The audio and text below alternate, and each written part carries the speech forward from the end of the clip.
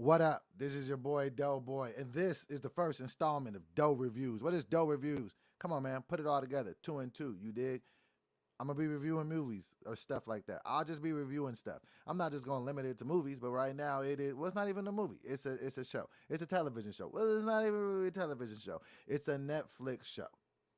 But I binge watched it, and so you don't have to. I'm gonna give you my review of it. Before I even get started, there will be spoilers. I'm not. Listen. Listen this. Go ahead. You gonna listen to this. I'm gonna. It's gonna be hard enough for me to get my views out about this without getting upset. Okay, but I ain't got time to be tiptoeing and dancing around plot points of if I should let you know shit that happened. Go watch the shit, then come back and we can discuss it as a family. You understand me? Calm down and hit this here. All right. So what is the Watcher? The Watcher, and this is what gets you. This is what I'm. This okay. This is what I'm gonna tell you is the number one thing already off rip. Right. Trailers can be deceiving because sometimes with a trailer for something, what a trailer can do, they can miss the mark a lot of times. Sometimes they'll show you the whole project so you don't even need to watch it. So sometimes they'll give away too much.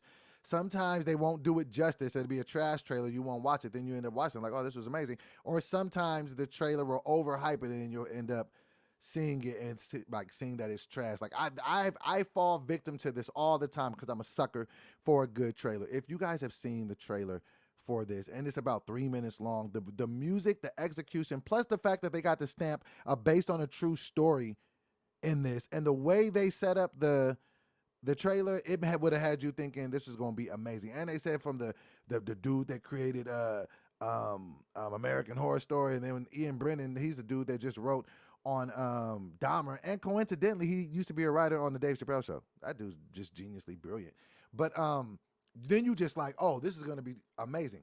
Okay, so what is this series about? Okay, The Watcher.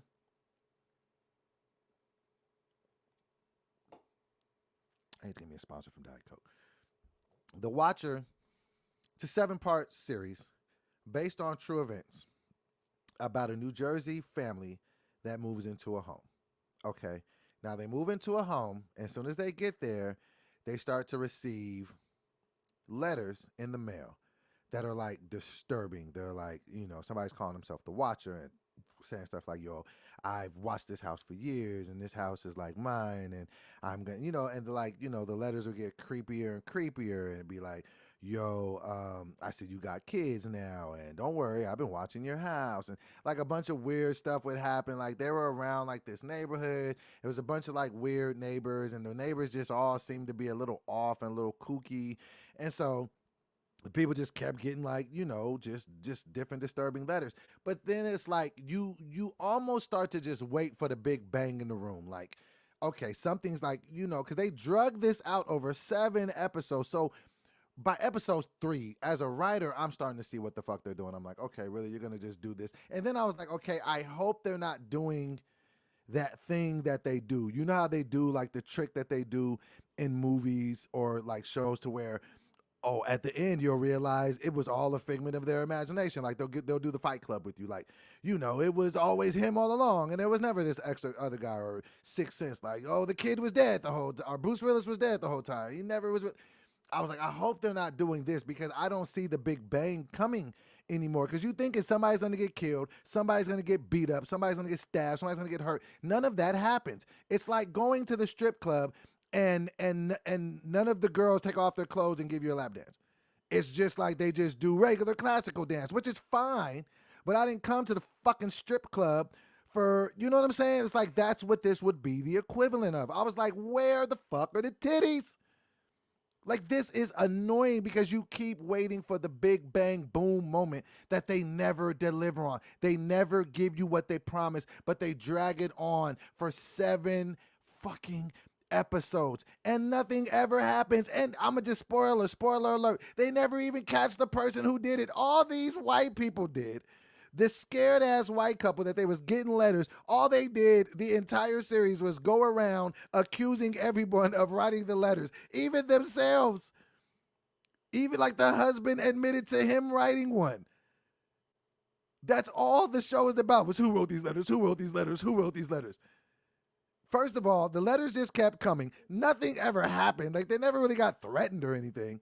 Then it got weird. Then he met up with a guy that supposedly used to live there. And he was like, yeah, man, they drink baby's blood and this, and the third. It was just like, ugh. And then something like in the letter, it'd be like, keep the house with young blood. Really, what made it scary was the narration of the reading of the letters. That was the spookiest part. Nothing happens. There were no kaboom moments. I was so fucking let down. So should you watch The Watcher? Fuck no. But this is what's about to add injury to insult. And this is why I had to smoke my weed to chill the hell out. Now, it wasn't just that. I spent 7 hours of my life that I'm never going to get back. 60 minutes, if you times that times, was that about 42,000 minutes? Or was that 4,200 minutes? 4,200 minutes. I'm never going to get back.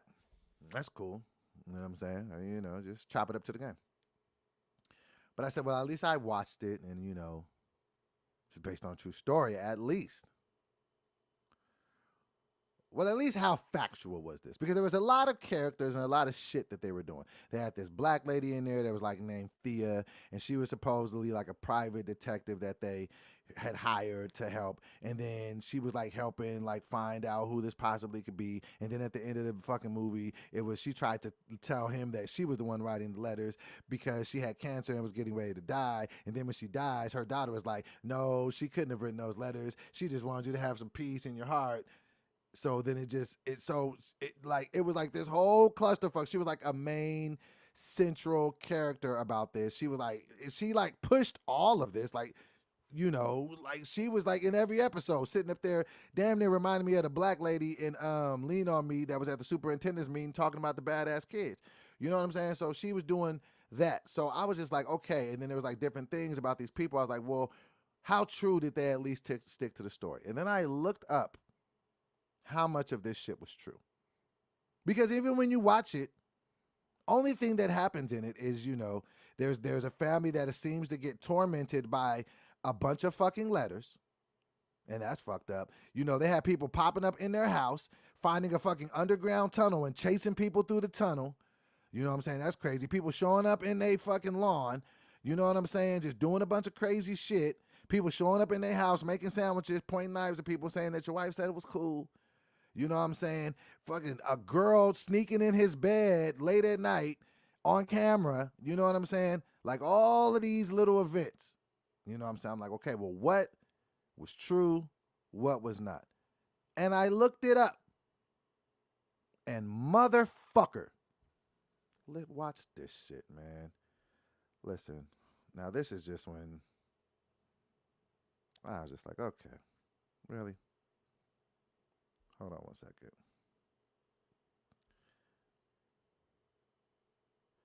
Hold on. I said, man. So I looked it up. I said, okay, how much of this is true?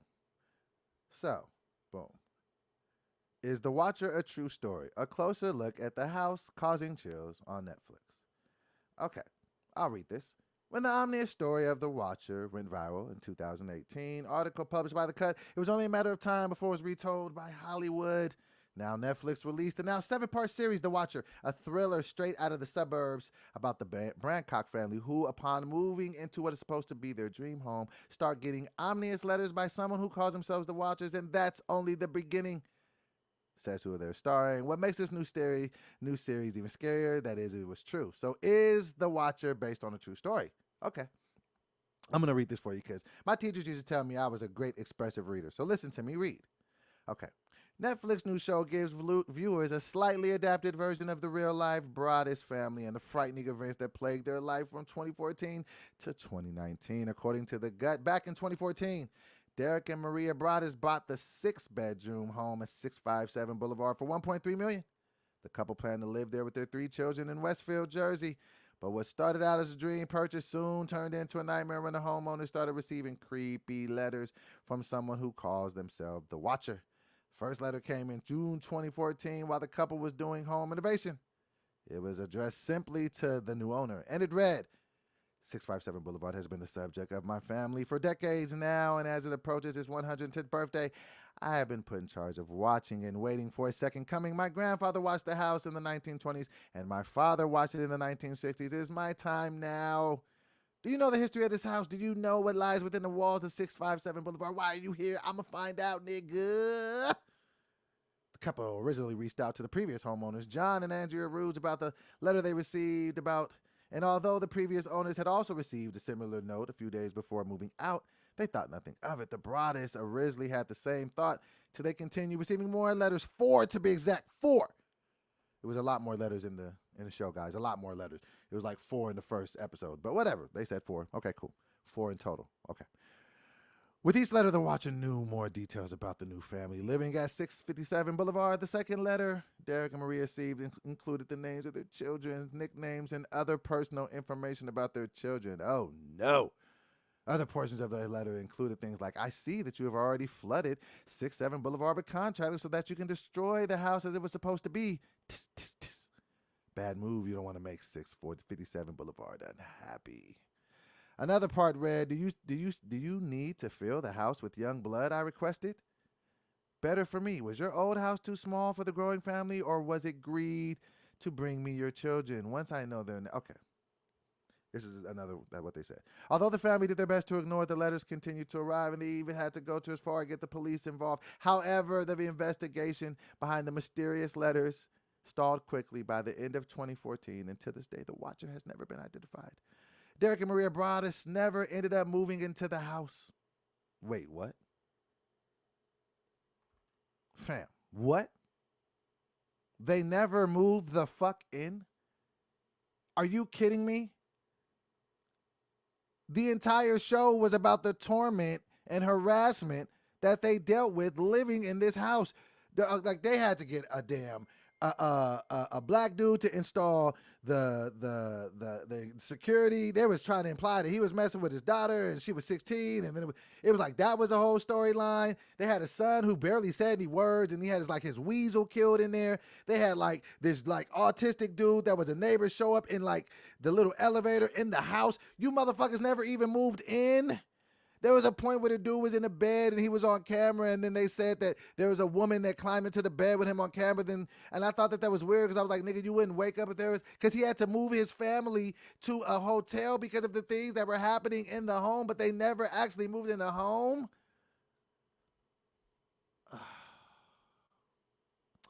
Despite deciding to put the home on the market 6 months after receiving the letters because of all the rumors behind the mysterious house and the letters, it wasn't until 2019 that the couple was finally able to sell it for $400,000. So that was what the real scary part was, that you couldn't sell a part in the fucked up housing market and that you took a fucking 80% or 70% hit.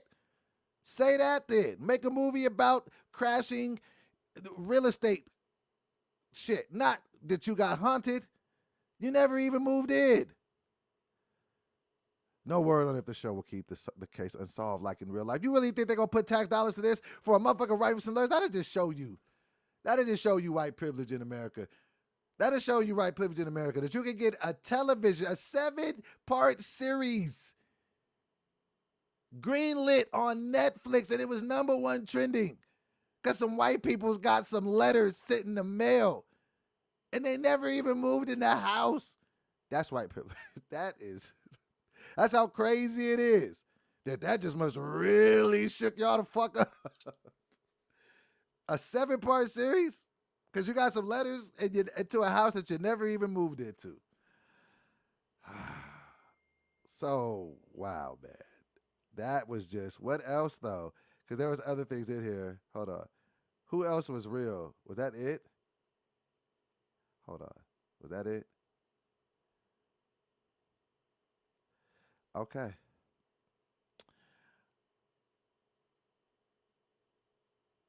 Hold on. I wanted to see, was the black lady real? Okay, we don't need to go too far into it.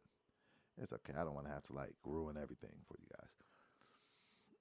But that should be more incentive for you not to watch. Should you watch The Watcher? Hell no, don't watch that bullshit. It's stupid. It is not even like even the whole hook on this was that it was true and it was events. And 80% goes on about shit that happens in the house. And these people never even moved in the house. So you're really going to be watching something about somebody just getting some letters. And I'm not trying to downplay it, but we don't need a 7-part series on that. Come on now. Come on now, Feb. Meanwhile, Will Smith out here about to do another slave movie so he can try to get back in the good graces with niggas and white folks. And you know slavery was rough. That's why I see why they make slavery movies. I hate the fact that they keep making slavery movies. Now they're making an Emmett Till movie. And I'm not trying to be disrespectful to none of those things. I'm just like, we know that, okay, slavery. How many slave movies do we need, though? But how many, though? But that's another video for another. I'm definitely going to be reviewing, because this is Will swinging for the fences, because he got to get back. He done pissed off white people and black people. How do you try to unite them? Hey, man, this slave movie. I don't know, man. This could go good or go bad. I don't know. But this has been DoBoy's reviews. I don't have a rating system yet, but if I said 1 out of 10, I give this a -10. Don't go watch this shit. It's some bullshit. It's some bullshit, because you're going to realize that you just watched it and they just keep putting in fluff and story just to keep you there. The stripper's never going to take her clothes off. Let me stop saying that, for that makes me sound objectified. But you're not going to get what you're paying for with this show. I have been your boy, DoBoy. This has been the first episode of DoBoy Reviews. Check you out next time. Peace.